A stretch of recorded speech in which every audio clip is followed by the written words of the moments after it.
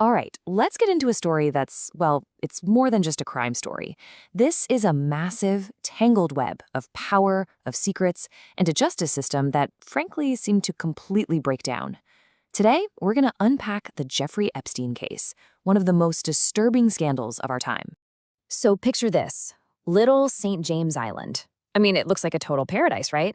It's this private 75-acre spot in the Caribbean. You've got these incredible luxury bungalows, stunning beaches, villas, pools, everything a billionaire could dream of. But, and this is a huge but, underneath all that beauty was something absolutely monstrous. The locals had a nickname for it, Pedophile Island. This was a place where girls, some as young as 12, were brought, had their passports stolen, and were trapped. There was literally no escape. One girl, just 15, actually tried to swim for it, but she was caught and dragged back. It was a complete hell masquerading as heaven. And the man at the center of this whole nightmare? Jeffrey Epstein. His story is just wild. The guy starts out as a math teacher in Brooklyn, and somehow he rockets into the world of high finance, advising billionaires and becoming a multimillionaire himself. And his friends? We're talking about the most powerful people you can imagine. Presidents, princes, titans of industry. They were all in his circle. So for years, all the terrible things happening on that island were kept under wraps, a dark secret among the elite. But then, the whole thing started to fall apart. And it all came down to one single person who was brave enough to say something. So, how did it start? It was March 2005. A 14-year-old girl walks into a police station. She tells them that a classmate took her to this rich guy's mansion for a massage that was supposed to pay $200. But it wasn't a massage. She was molested by Jeffrey Epstein. And that one report, that was the tiny crack that would eventually bring the whole damn thing crashing down. And from that one girl's story, a horrifying chain reaction just exploded. The police asked her, "Do you know anyone else this happened to?" And she named two other girls. So they talked to those two girls, and guess what? They each named two more. It just kept going. The police realized, whoa, this isn't just one guy. This is an organized operation. It was a literal pyramid scheme where girls were actually paid to lure in their own friends. Okay, so the scheme is out in the open. You've got dozens of victims bravely coming forward. You'd think the justice system would drop the hammer on this guy, right? But what happens next is honestly maybe the most unbelievable part of this whole story. Let's look at what they had by 2006. The case against Epstein was, well, it was a mountain of evidence. The police had identified 36 victims, all minors. There were tons of witnesses willing to talk.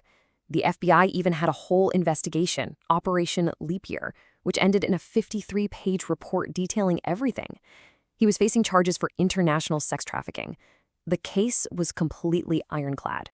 So, with all that evidence, this should be an open and shut case, right? Life in prison, no question. Yeah.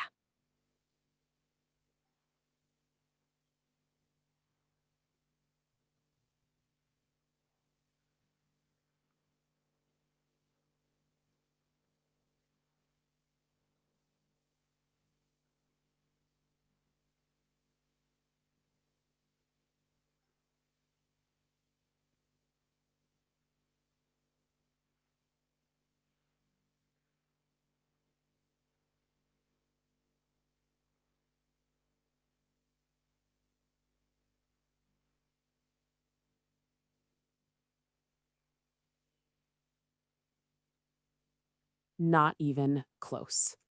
Get this, 18 months. That's what he got. Turns out, behind closed doors, a federal attorney, a guy named Alexander Acosta, cooked up this secret plea deal with Epstein's legal team.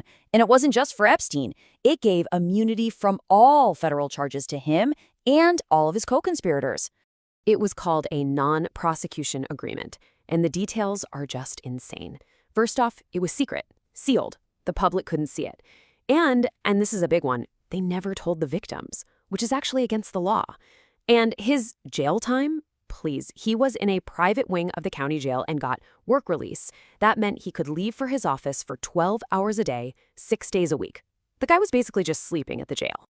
And just like that, for years, the story was over. The bad guy got away with it, but it wasn't really over. Because one reporter, one journalist, just would not let this story die. Fast forward to 2018. A journalist for the Miami Herald, Julie K. Brown, drops an absolute bombshell of a series. She called it Perversion of Justice, and after years of relentless digging, she exposed everything. Not just Epstein's crimes, but the whole corrupt deal that let him off the hook. And the fallout was huge. I mean, immediate. Brown's reporting found over 80 potential new victims. The public was outraged, and it put massive pressure on prosecutors. And it worked. In July 2019, Jeffrey Epstein was arrested again, this time on federal charges. So it finally felt like justice was coming, right? Well, the story was about to take its wildest, most confusing turn yet. And this is where it gets really political and really messy. Then, on August 10th, 2019, just a little over a month after he was arrested, Jeffrey Epstein was found dead in his jail cell. Just like that. The one man who knew all the secrets was gone. He would never see the inside of a courtroom for this. The official story was suicide. But let's be real, almost nobody bought that. And of course, the conspiracy theories just exploded. The internet went wild.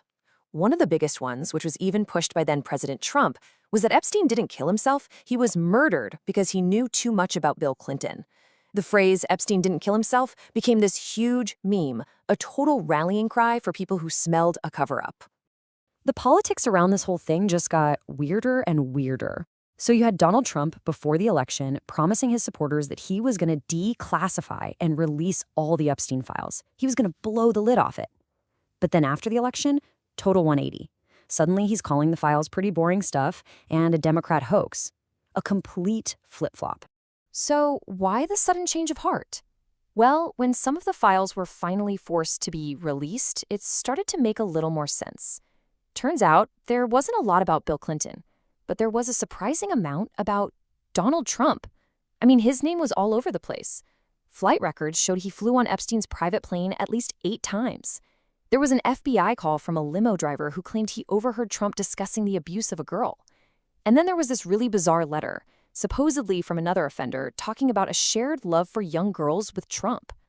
And here's the crazy part. Everything we've seen so far, it's just the tip of the iceberg. There are still over 1 million documents related to this case that are sealed, hidden from you, from me, from everyone. We are nowhere near knowing the full story. Which brings us to the biggest, most frustrating question of all. The documents we do have are covered in black ink, totally redacted. So you have to wonder, what other names, what other powerful people, and what other dark secrets are still hiding behind that black marker? And that right there is the still beating heart of this entire unbelievable scandal.